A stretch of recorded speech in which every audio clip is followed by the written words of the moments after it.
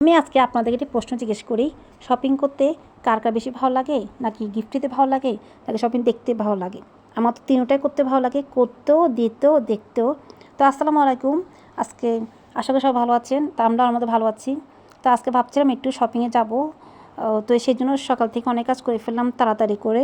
দেখা যাচ্ছে যে একটু তাড়াতাড়ি কোথাও বের হতে হলে একটু কাজগুলো আগে করে রাখলে দেখা যাচ্ছে একটু ভালো হয়। আর আমার কাছে যে বাহির থেকে এসে কোনো কাজ একদম করতে ইচ্ছা করে না, কেমন ভালো লাগে না আসলে করতে। তো আমরা ভাবছিলাম 9টায় ভিতরে ঘর থেকে বের হবো, সেটা সম্ভব হয়নি। একদম বের হতে হতে রাত 10টা। তো এর মধ্যে আপনাদের ভাইয়া যায়নি, কারণ খুব টায়ার্ড লাগছিল। আর আমি জানি ও যদি যায় তাহলে মানে খুব আর্লি চলে আসার চেষ্টা করবে। তো আমি ছেড়ে দিয়ে চলে গেলাম বিসমিল্লাহ মানে বলে। যাই হোক, এখন আমরা নেমেছি, নেমার পর দেখা যাচ্ছে এত ভিড় রাস্তায়, মানে এত লাইটিং। আমি ভাবছি এত লাইটিং মানে আচ্ছা না করলেও চলতো, দেখা যাচ্ছে তারপর ঈদ।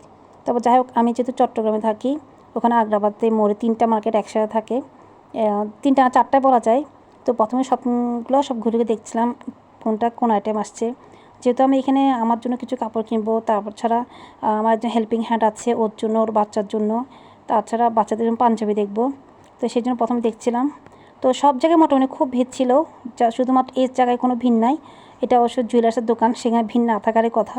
ওই সাইডে খুব ভিড়টা কমই ছিল। আর টেলার দোকানগুলোতে এত ভিড়, ওখানে যাওয়া যাচ্ছিল না। কাপড়ের দোকানগুলোতেও যাওয়া যাচ্ছিল না আসলে। আর ভিডিও করতে দেখা যাচ্ছে যে এত শাই ফিলিং হয়, মানে করা যায় না। যদিও সব থেকে ভিডিওটা আমার ছোটো ছেলে করে, কিন্তু আজকে ও করবে না, করতে নিজেও করতে চাচ্ছে না। সবারই ক্ষেত্রে আমি জানি এরকম হয়, সব আপুদের ক্ষেত্রে এটা হচ্ছে যে ভিডিও করলে জিজ্ঞেস করে ব্লগার নাকি একসেট্রা একসেট্রা, এখন যেটা বলছিলাম শাই ফিলিং হয়। তো আমরা একটা শপিং মলতে বের হয়ে চলে আসছি, এখন যাচ্ছি আরেকটা শপিং মলে।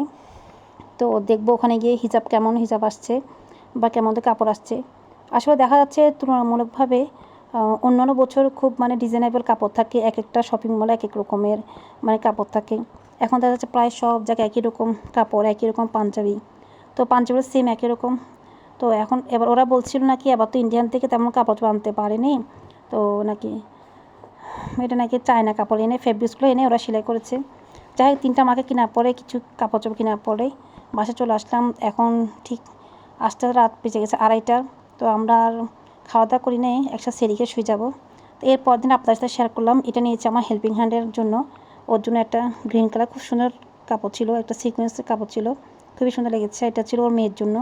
আসলে কাপড়টা বোঝা যাচ্ছে না, এটা পিঙ্ক কালার মধ্যে খুব সুন্দর একটা কাপড়। ড্রেসটা নিশ্চয়ই বুঝতে পারেন, এটা হোয়াইট আর পিঙ্কের মধ্যে।